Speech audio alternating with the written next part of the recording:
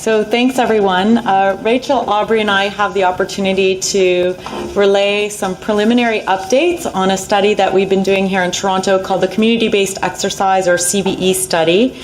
This is a collaborative effort among a team of individuals, many of whom are here today: Kate Merzin, Patty Solomon, Ahmed Bayoumi, and Suchen Karasoni, to name a few, as well as many others who are not able to be here today. But I also just wanted to stop to say that a huge thanks to Rachel, who's not only helped to pull together this presentation with the help of Netta Mortaji, who's been running around with the microphone, but Rachel's also been quite instrumental in organizing and pulling the whole day together. So many of the emails and reminders for slide decks and bios and so on, thanks to Rachel for pulling everything together and all of the logistics with the core planning team. So thank you.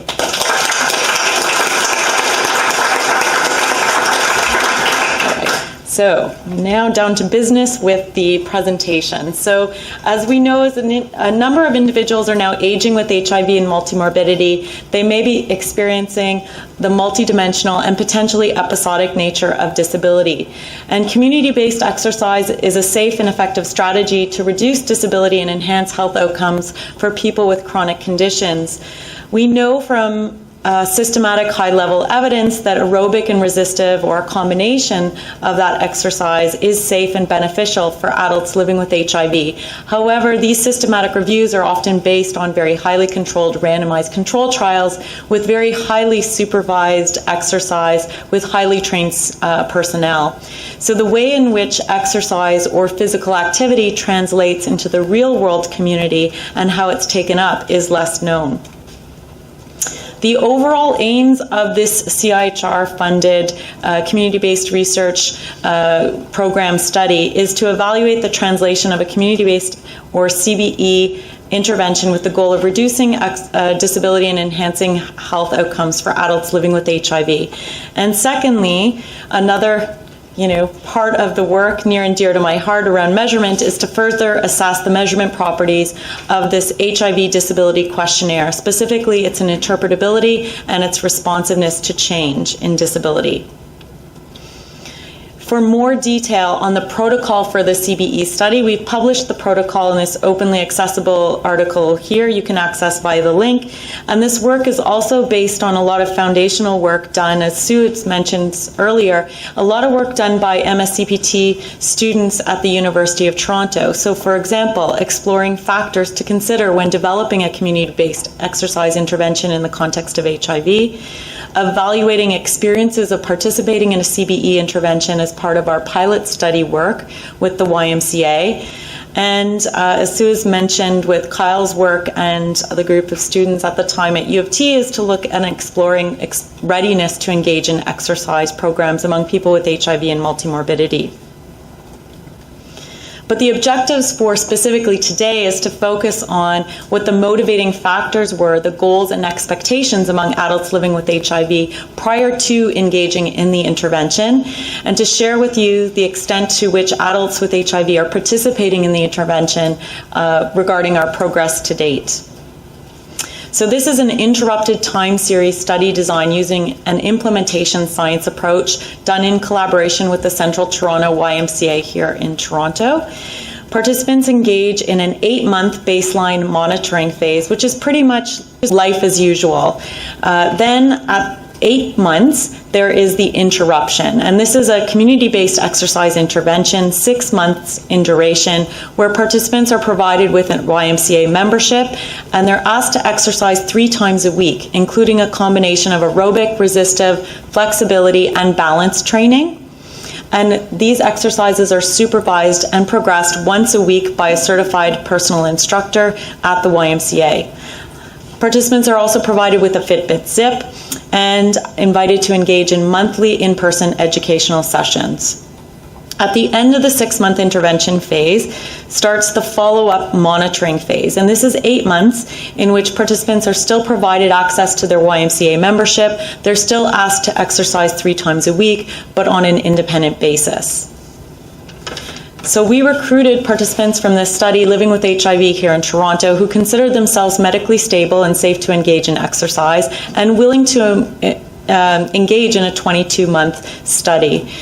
We recruited participants from the pilot phase of this work, as well as a number of community-based organizations and clinics here in Toronto via the YMCA, as well as word of mouth. This is a 22-month phase of data collection, so it's been a large commitment among the individuals involved in the study, and participants engage in bi-monthly questionnaire assessments, including disability, health, outcome, and contextual factor questionnaires conducted at University of Toronto, as well as periodic assessments related to self-rated disability in order to assess those HDQ measurement properties. Every 2 months, participants also engage in VO2 max, strength, weight, body composition, and flexibility assessments at the YMCA. At 8, 14, and at study completion, they engage in a neurocognitive assessment using the NIH Toolbox app, which is led by Sean Rourke here at St. Michael's Hospital, and also a goal attainment scale to establish the extent to which their goals leading up to the intervention have been achieved. Throughout phases 2 and 3, we've assessed physical activity using the Fitbit Zip and also through administering weekly online exercise logs. And in addition to this plethora of quantitative data being collected, we've invited a subsample of adults living with HIV and fitness instructor to participate in qualitative interviews at baseline, midway, and post-CBE intervention. And it's the baseline interviews that we're going to share some of the findings with you today. So the aim of these baseline qualitative interviews were to explore the motivating factors, goals, and expectations among participants in the study leading up to the intervention phase. We asked participants about their prior experiences with exercise, goals and expectations, anticipated benefits, but also any anticipated concerns or perceived challenges they thought might lie ahead. And we analyzed these data using a content thematic analysis. Among the 15 adults living with HIV who participated in these baseline interviews, the majority were men, a median age of 48. Approximately half were either working full-time or on a part-time basis, and living with concurrent health conditions such as joint pain, anxiety, depression, or muscle pain. And we looked for particular diversity among individuals' baseline level of exercise. So there were some participants who had not been engaging in exercise prior to leading up to the intervention, whereas some were exercising on a regular basis. And these are some of the key findings or themes that emerged from these baseline interviews. Participants talked about motivating factors leading up to the CBE intervention, the individualized approach and access to one-on-one trained fitness instructor personnel, as well as access to the YMCA as a facility in which to engage in community-based exercise. Preferences really varied for an independent approach to exercise or that one-on-one basis versus others who really sought and looked forward to the intervention as an opportunity for social interaction and a sense of support among others in the study. Goals associated with the exercise were physical in nature, such as reducing fatigue, decreasing pain, or reducing weight, but also mental and emotional in nature, such as boosting mood, reducing depression, isolation, or loneliness. Many participants talked about offering a new start or the intervention and an opportunity to engage in a change of lifestyle. One participant stated, "I understand regular exercise can make you less depressed or put you in a better mood, and that would be good to happen, and it would also give me more of a routine," which leads to other anticipated and expected health benefits. Participants talked about looking forward to the structure, routine, and accountability of having to meet a fitness instructor once per week, the level of commitment, and despite some expressed concerns about their ability to engage in thrice weekly exercise among work, family commitments, as well as fluctuations in episodic health, participants expressed a sense of optimism, looking forward to a new start and engaging in the intervention. As one participant stated, "Beginning with the coaching person, I think will help me to start something that's structured, something regular."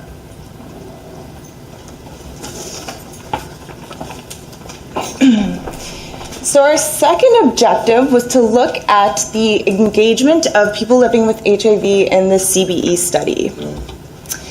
So to give you an overview of our recruitment and our retention so far, we reached out to a little over 1,000 community members from various organizations as well as through word of mouth. And about half of those expressed interest in the study by contacting the coordinator.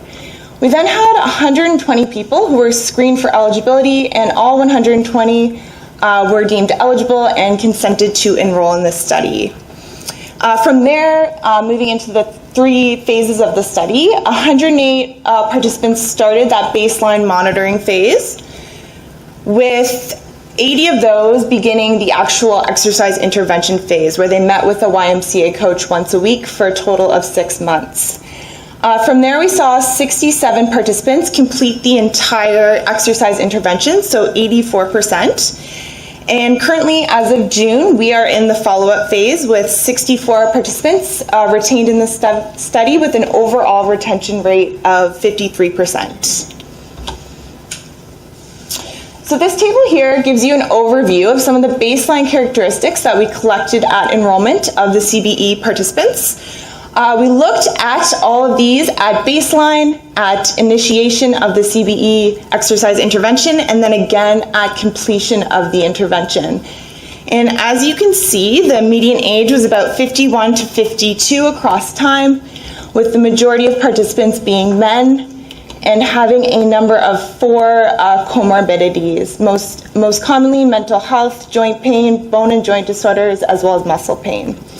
Interestingly, we also saw that the exercise history at enrollment, about 1/3 of participants had already been exercising for over 6 months prior to engaging in this study. So some lessons learned to date that the CBE research team has reflected on as we take this implementation science approach. As HIV is an episodic illness, as we know, many participants went through what we referred to as episodic exercise. So they had to step away from the study for a variety of reasons, and we just had to adjust and be flexible in terms of booking assessments as well as extending out that exercise intervention phase for some participants. We also noticed the ongoing interaction between the research team and the participants, and this may have been a source of social support beyond the actual CBE intervention, which could have been a motivating factor for participants to remain in the study. And then finally, as this is a lengthy study, a 22-month study, there were some participants who were concerned with residual disclosure of their HIV status. However, because this study took place at a non-HIV specific organization at the YMCA, this was actually a motivating factor for some participants who were concerned with their disclosure. So just to summarize, as Kelly mentioned, there's many motivating factors for participants to engage in the CBE study, from the structure and routine associated with this formalized intervention, to taking control over one's health. However, there's no one-size-fits-all approach, and there were diverse preferences among participants in terms of what format they wanted to take. As I mentioned, we have a 53% retention rate so far, and one thing to note is that all participants, upon engagement of this study, considered themselves ready to exercise. Next steps, we're anticipating data collection to be complete by November of 2018, where we'll continue with our analysis and our ongoing knowledge translation and exchange.